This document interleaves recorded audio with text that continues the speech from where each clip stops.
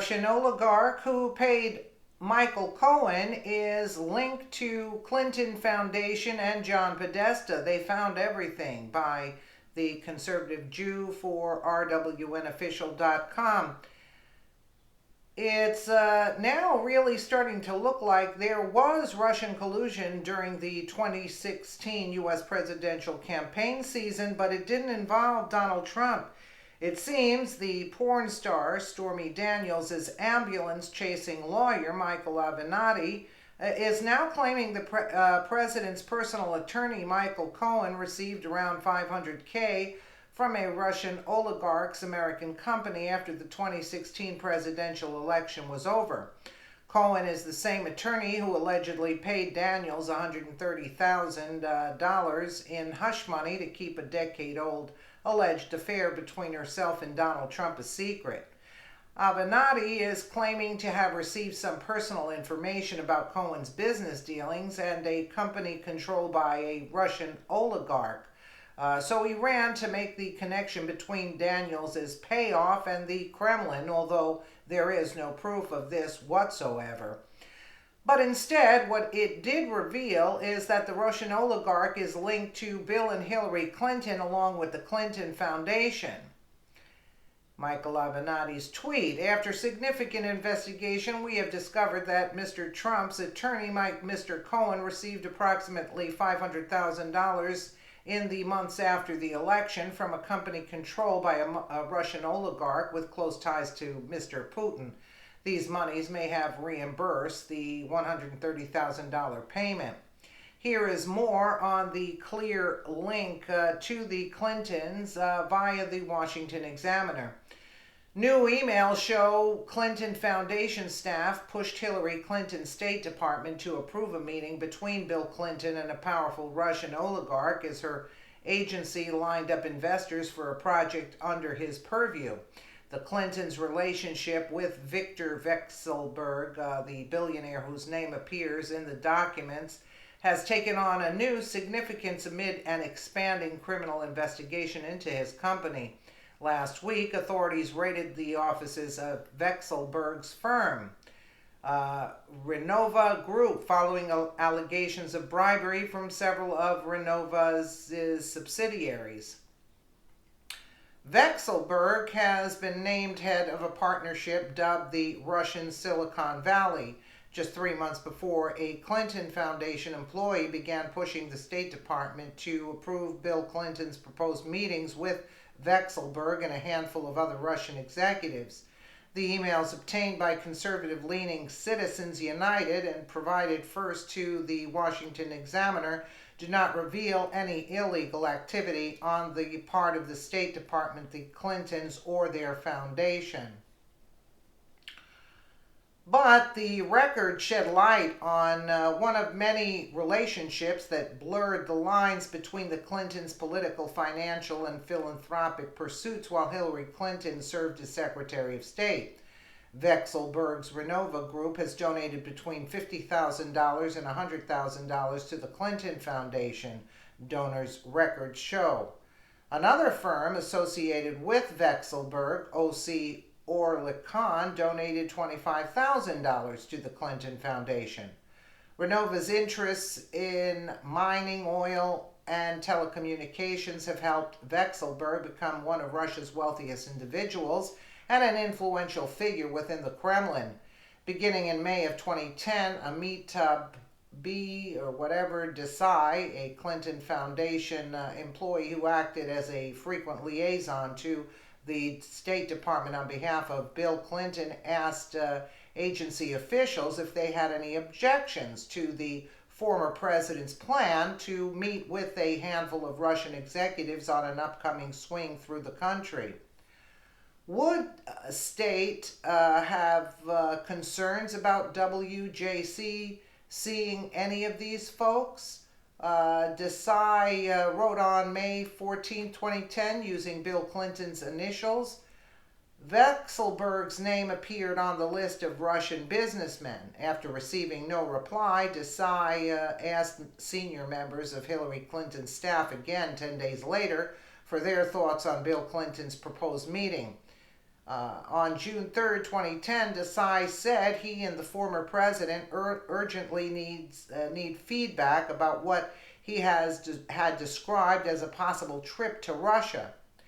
Finally, after Desai entreated the State Department for a response to the list of names for the fourth time on June 7, 2010, Jake Sullivan, a top aide to Hillary Clinton, forwarded the request to another State Department official and asked, "What's the deal with this?"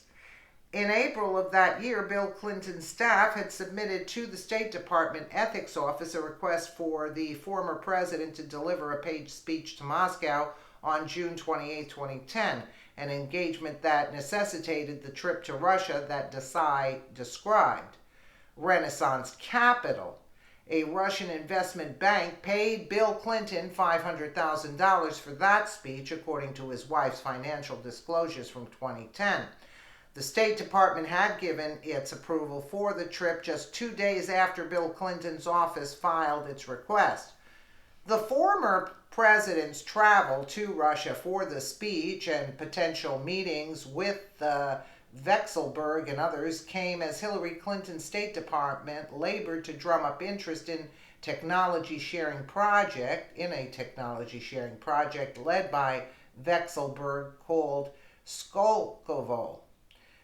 Hailed as the Russian version of Silicon Valley, Skolkovo was conceived during President Obama's Russia reset as a way to attract investors to Moscow-based technology startups. Hillary Clinton, responsible for the mechanics of the Russia reset, was tasked with finding companies to invest in and work with Skolkovo in the early months of her tenure. 4 days after Hillary Clinton met with then Russian President Dmitry Medvedev in March of 2010, Medvedev announced that Vekselberg would head up to the Skolkovo project. Just 1 day after Hillary Clinton had a private phone call with John Chambers, CEO of Cisco. Medvedev met with Cisco executives in California that same day. Vekselberg announced that Cisco and Boeing would invest in Skolkovo. Both Cisco and Boeing are major Clinton Foundation donors. Cisco paid Bill Clinton $256,000 for a speech in October of 2010, just 3 months after Vekselberg's announcement that the firm would invest $1 billion in Skolkovo. As Peter Schweitzer, author of Clinton Cash, noted in his report on the technology project, 17 of the 28 companies that were ultimately listed as key partners in Skolkovo were also Clinton Foundation donors. Yeah, that's a surprise. The Clintons' relationship to Vekselberg continued throughout Hillary Clinton's time at the State Department. In 2012, Desai approached members of Hillary Clinton's staff to determine whether they would have concerns about Vekselberg's attendance at an upcoming Clinton Global Initiative meeting, according to emails Citizens United obtained last year. Vekselberg was reportedly questioned a year later during a 2013 investigation of alleged corruption within Skolkovo. Russian security officials raided the Moscow offices of Renova last week amid allegations that executives in firms controlled by Vekselberg had bribed regional officials, according to a Reuters report. The new emails come as Hillary Clinton struggles to reconcile her claim that the Clinton Foundation posed no conflict of interest for her family while she served as Secretary of State, with her pledge to eliminate foreign and corporate donations to the charity if she wins the presidency. The Democratic nominee has ratcheted up her rhetoric against Russia in recent weeks, accusing her opponent of displaying dangerous affection for Russian President Vladimir Putin. But many of her past statements about the foundation and her ties to its donors have been thrown back into the spotlight amid new evidence from the FBI that Hillary Clinton's staff destroyed evidence sought by investigators and subsequently misrepresented their efforts to turn over documents. As you can clearly see, once again, the only collusion appears to have been between Hillary Clinton and Russian associates. Perhaps Avenatti should have been told that before he proposed inappropriate activities between Cohen and inadvertently President Trump and Vexelberg. Of course, we all know Mueller will not pursue Vexelberg if it exposes Hillary Clinton and his masters, quote, "This whole Russian-Trump collusion narrative has been a farce from the beginning, and the left had no issue pushing it forward since they know very well that the FBI and DOJ is infested with swamp creatures, will never go after them or anyone who could take down the Clinton crime syndicate. This is America today, a nation where people like the Clintons can get away with whatever they want and no one bats an eye. So much for justice being blind."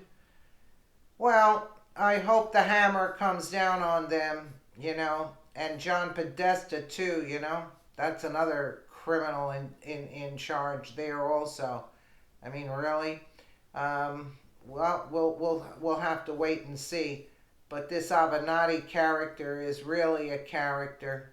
Anyway, who would be doing this out in the open? He could have just told the client, you know what, we'll make him an offer, let's get some money, and just, forget about it. No, they want publicity. They're doing this to defame Trump and all the garbage. But you know what? The more they do, the more they're being exposed for the crooks that they are. Let me know what you guys think in the comments below. And again, thank you so much for watching.